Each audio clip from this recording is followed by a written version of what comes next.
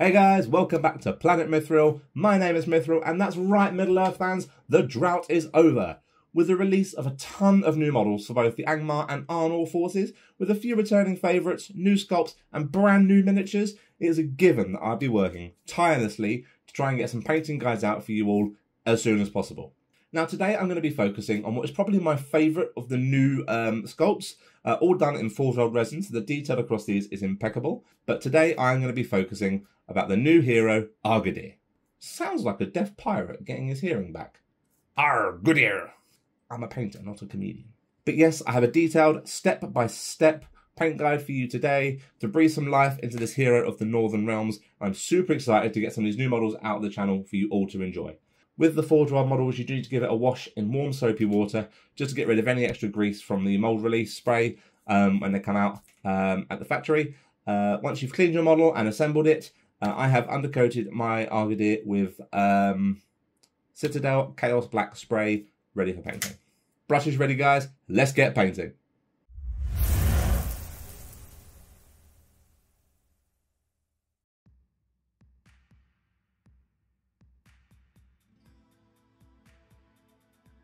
The face I'm carefully base coating using Bugman's Glow.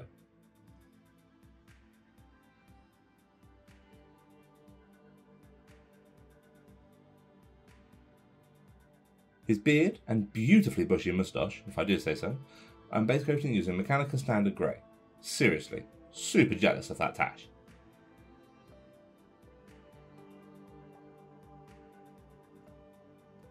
The main bulk of the metalwork I'm now base coating using good old tried and true, always consistent lead belcher. Areas to pick out here include the helmet, chest plate, rivets on the shield, spear tip, and applying a light dry brush over all the chainmail.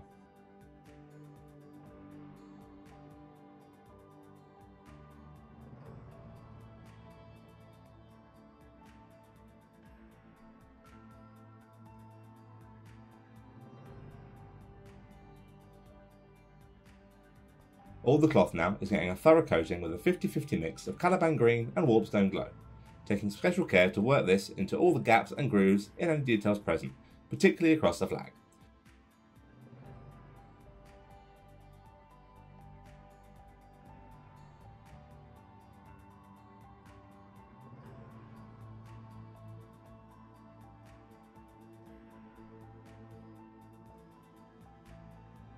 You're not greening the shield? I hear you ask? Well, no, at least not yet.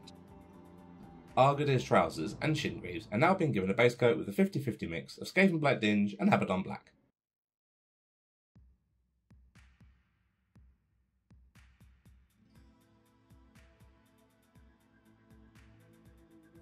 The fur collar around his shoulders and his big plumage feather I'm base coating now using Celestra Grey, applying this in a few thin down layers to make sure I get a nice smooth finish, working in all the details between all the strands of fur.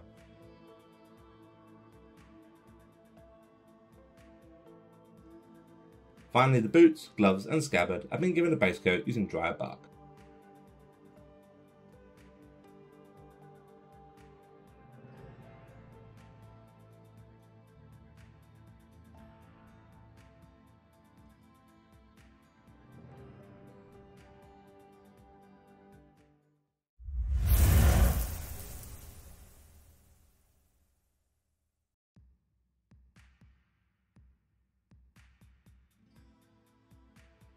Now somewhere underneath that magnificent facial hair, there's apparently some flesh.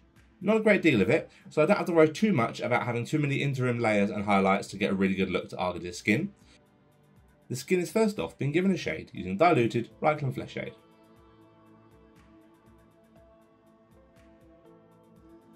I'm jumping straight to a layer stage now using pure Cadian Flesh Tone, trying my best to pick out what little face Argadir has showing, leaving the shade showing in the recesses.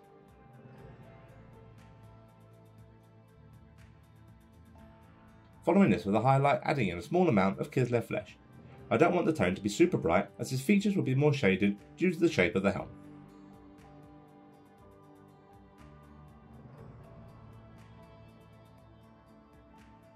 Followed by an upper highlight, increasing the Kislev flesh in the mix to a rough 1-to-1 split with the Cadian flesh tone.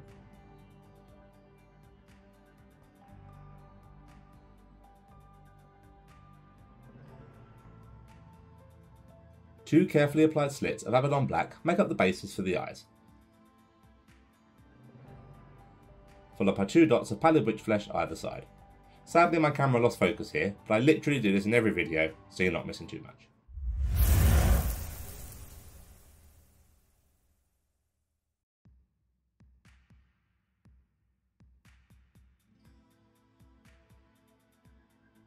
The facial hair is now being given a shade using Nuln Oil, again slightly diluted.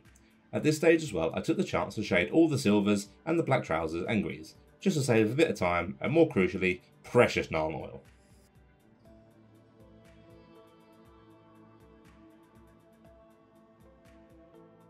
I'm dealing with a serious case of moustache envy here. I don't know if I have the skills to truly bring out the best of this magnificent face fuzz, but I'm gonna try.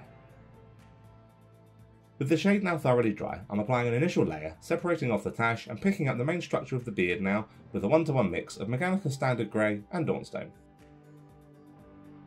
Building this up to a highlight further defining the texture of the beard using Administratum Grey.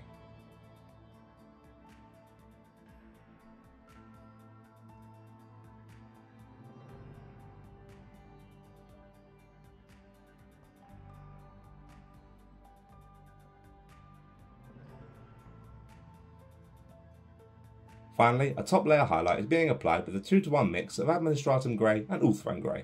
Glorious, glorious tash!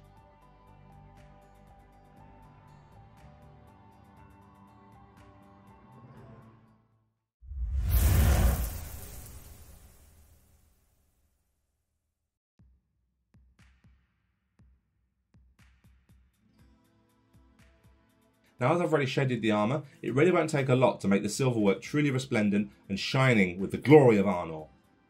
I'm using a slightly altered method of my usual silver recipe here and applying a highlight to all the raised details, edges and dry brushing the upper sections of the chainmail with a rough 2-to-1 mix of lead belcher and pallid witch flesh.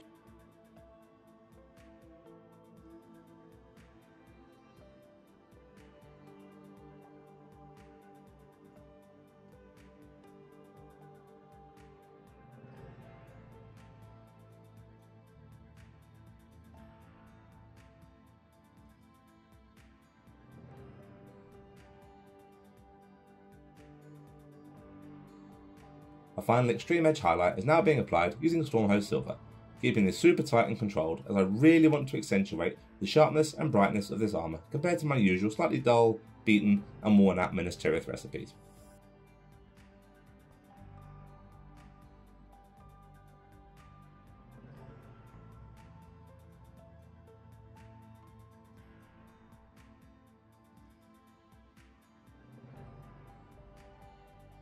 With the armour looking pretty much spot on to me, I'm just applying a light glaze of Tyrant Blue to subtly tie everything together and just give a slight ethereal quality to the silvers.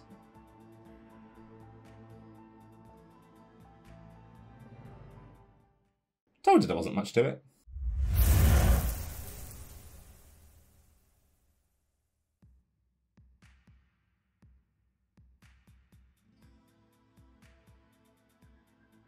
The fur collar and Argadir's plumage are both being given a shade using diluted Dragonhof Nightshade.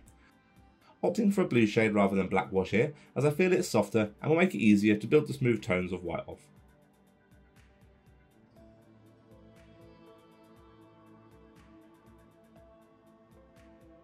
Now Argadir has a ridiculous amount of fur and plumage for battle, however it does make him look rather magnificent. Unfortunately it falls to me to have to paint these really crisp white details. I'm doing this before I do the greens, as blemishing these with the really bright vibrant greens later on would be heartbreaking.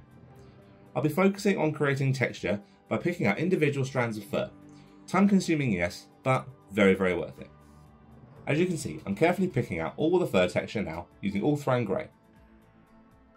This complements the blue shade and isn't stark enough to be too bright.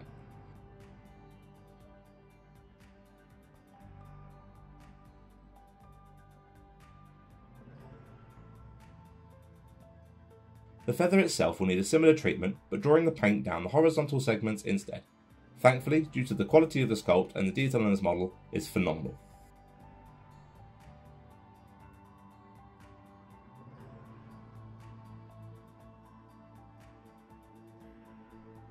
Now between the layers and highlights, I'm applying more diluted shades with the Dragonhof Nightshade, which just helps to soften the transition between the recessed areas and the lighter, brighter tips of the furs. Being careful not to apply too heavily, as I really want to avoid ending up with a blue pelt. For the next few highlight stages, I'm continuing to add white scar into the ultra and grey, and further defining the furs and big old plume. If you want a smoother, more blended transition, after every addition of white scar, apply another shade of diluted Dragonhof Nightshade over the areas, and then continue building up, adding white until you reach a dot highlight of pure white scar, if this is as light as you want to push it.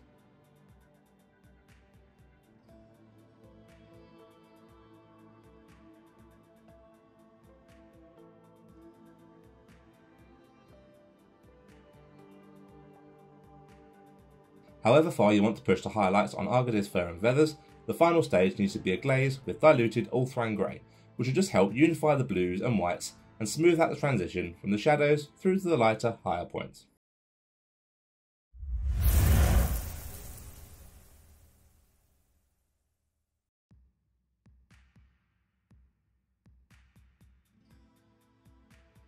Now, whenever you think of the armies of Arnor, the first thing your eye is drawn to is that characteristic, bright, vibrant green across their robes and their shields. It is crucially important to get this tone balanced well to really breathe life into your Arnor warriors. It's very easy to overbalance the tone of the greens we're going to be using, so my advice would be just proceed with caution, take your time, and remember you can always add more paint, you can't take it away once it's been applied to the model. To begin with, I'm applying a manual recess shade to the cloak and fold using pure Caliban green, just darkening the recesses ever so slightly more before the shade.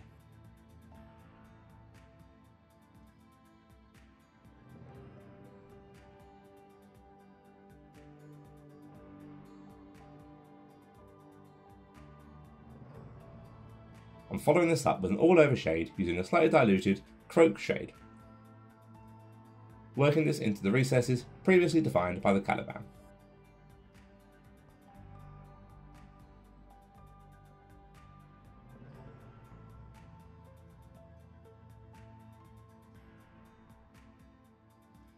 With all my shading in place and dry, I'm going to start rebuilding that vibrant, luminous green tone I want for the cape and cloth. I'm going over these areas with a blocking layer with a rough 3:1 mix of Warpstone Glow and Caliban Green, doing my best to leave the shades in the recesses. Now jumping straight to Warpstone would be too stark a transition here. This needs a mid-tone layer before jumping to those brighter hues. You'll also probably find that the greens are quite patchy. Don't fret, this just means you need to apply a few thin down layers to get a nice smooth finish.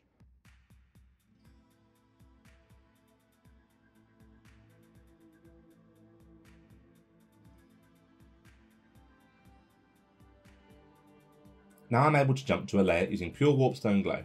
Again, gradually building up the flow and texture of the cloth and cloak, trying to create a smooth, seamless transitional blend between the shades and the lighter green areas.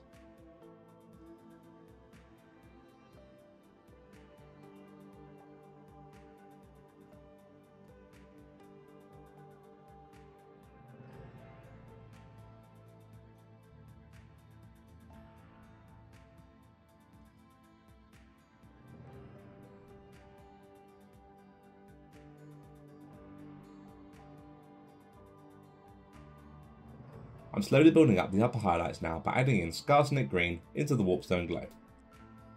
Now this is an odd addition. For me, I found that it just helps slightly desaturate and just mellow out the sheer vibrancy of Warpstone Glow. I mean, that paint is Ark of the Covenant levels of bright and is extremely difficult to balance effectively over a model.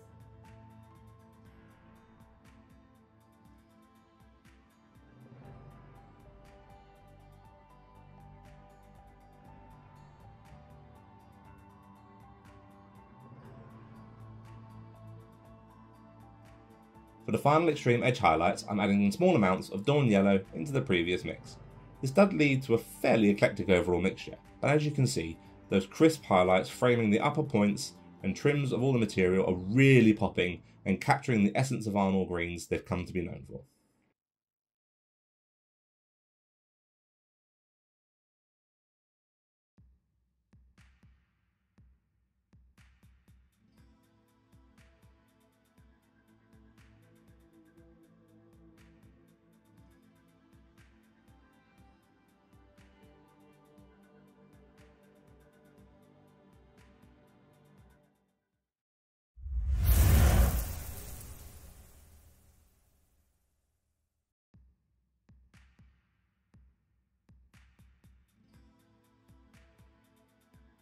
The gloves, scabbard and boots are being given a targeted shade now using Agrak Surf Shade.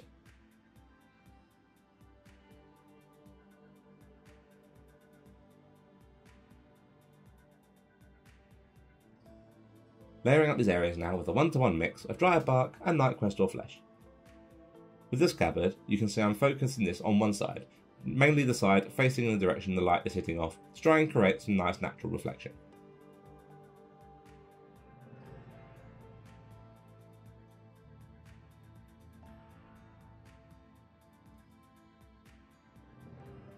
Followed by a final edge highlight using pure night crest or flesh, framing the centre and sides of the scabbard and just defining further the individual fingers and framing the shape and ridges over the boots.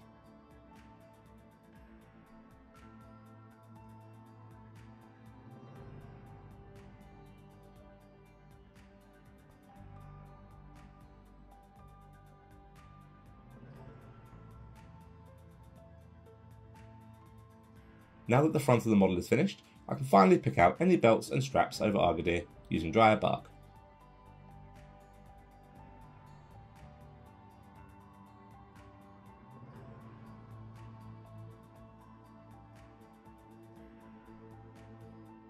The belts and straps now, I'm just giving a quick targeted edge highlight using Gorthor Brown.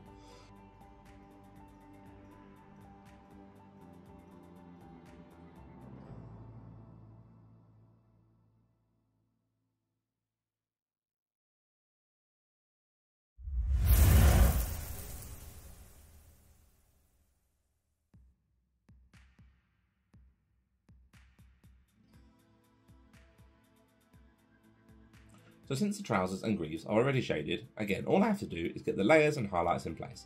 To do this, I'm applying a layer using Skaven Blight Dinge, framing the material stress points and outlining the inner edges of the greaves themselves.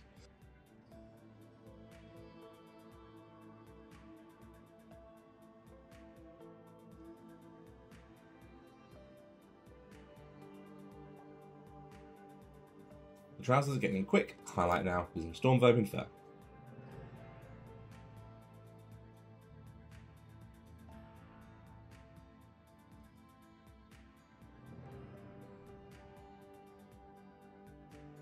And the greaves are getting a similar treatment, this time with an extremely fine edge highlight using Blue Horror.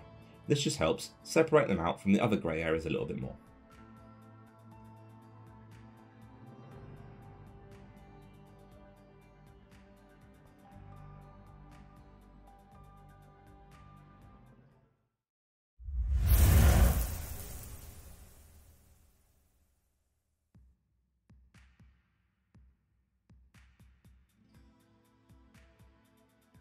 Now with the majority of the model done, it's time for me to start hitting some of those more characteristic, key Arnor details that will really bring your army to life.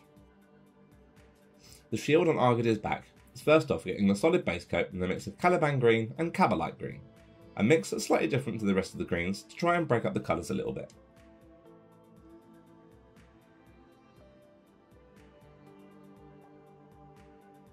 Now again, I can't jump straight to Warpstone, I need that mid-tone layer set in before the highlights. I am however adding in some Warpstone into the mix and just layering this over the platework of the shield, working it around the stars and just helping reinforce the tone for the following highlights.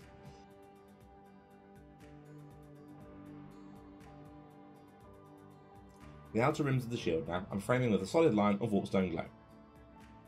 The lack of interim layers compared to the cloak will really help it stand out amongst all the other green.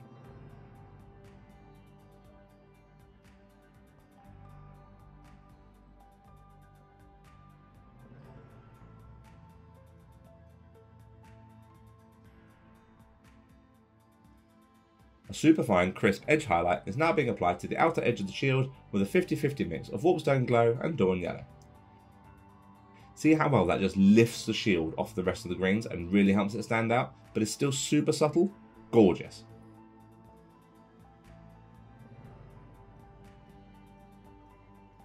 Now for the super fun bit, guys. Right? Right? Thankfully, all this detail is sculpted on the model, so there's no scary freehand needed here. The stars and intricate swirling pattern over the shield, the greaves, and both sides of the banner now I'm very carefully picking out using Ulthuan Grey. It's crucial to keep a good point to your brush to make sure you have the most control over where your paint's going at all times. And of course, take your time. do not rush, as any blemishes are going to result in colour corrections, which could hurt the overall effect of the model surfaces.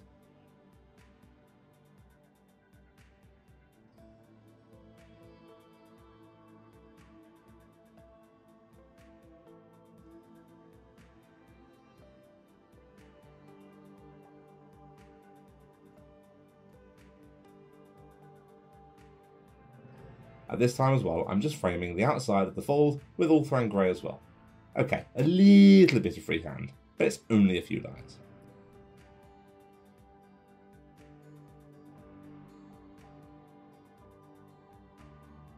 I'm now just going over these details using white scar. I'm not necessarily looking to highlight them, but reinforcing a strong, solid colour which will jump off the model and really draw your eye. Again, keeping a super thin point to your brush and making a few passes again for that nice smooth finish.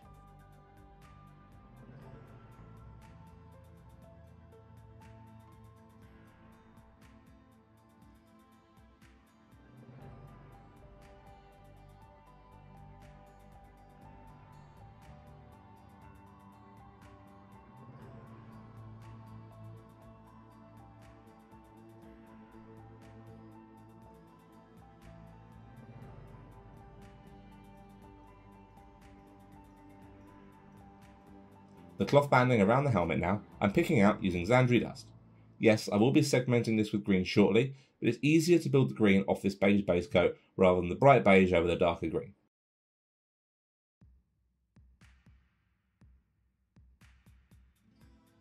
I'm also base coating the spear shaft and one of the tails running down his back.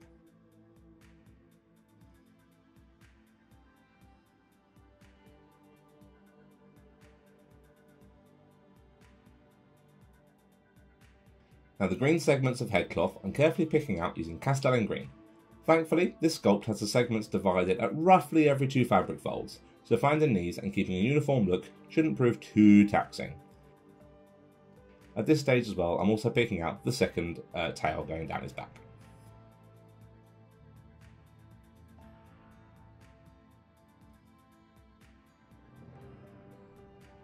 A layer is now being applied with a 1-to-1 mix of Xandri dust and Screaming Skull, simply picking out the individual folds of the beige segments.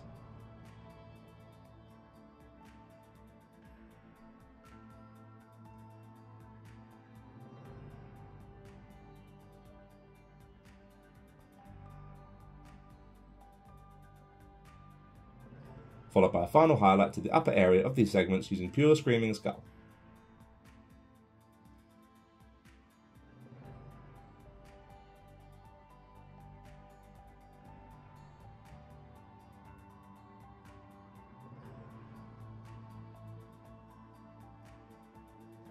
At this point as well, I'm creating a wood grain texture to the spear by drawing my Screaming Skull down in long, vertical, almost random lines, controlled down the shaft to try and create some texture over the nice flat surface.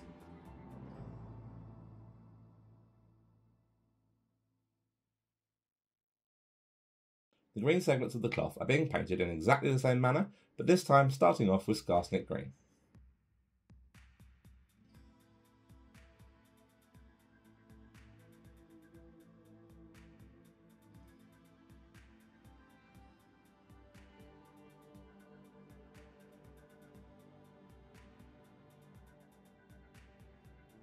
Followed now with an edge highlight of Nurgling green.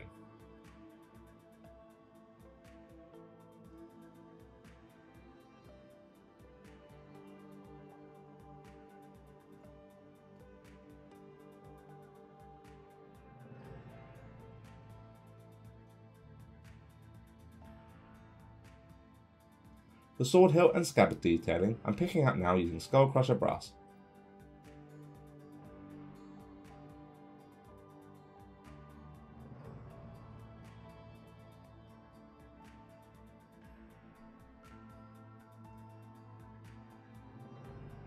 Then giving them a targeted shade using Druchii Violet.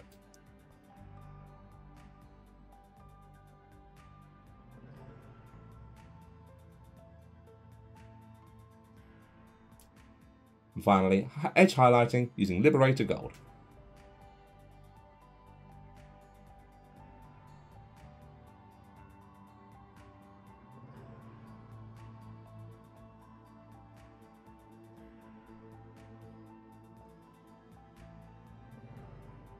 At this stage, any extra silver buckles, details and the trims around the greaves can be picked out using lead belcher.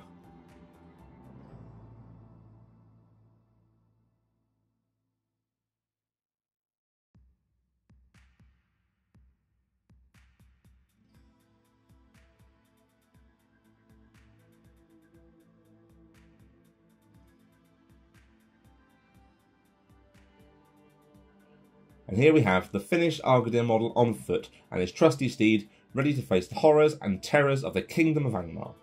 I haven't gone through the horse recipe in this video. I'll be releasing another video soon detailing different paint recipes for my horse paint schemes, and my basing recipe can be found in my 5-minute bases playlist.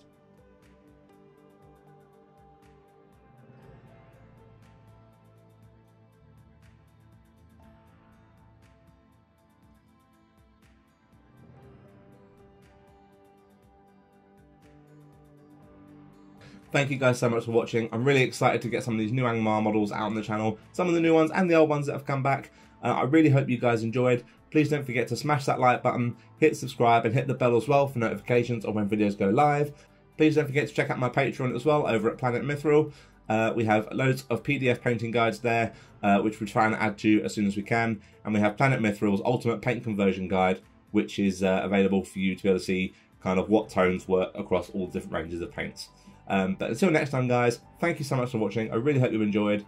And as always, happy hobbying. Bye, guys.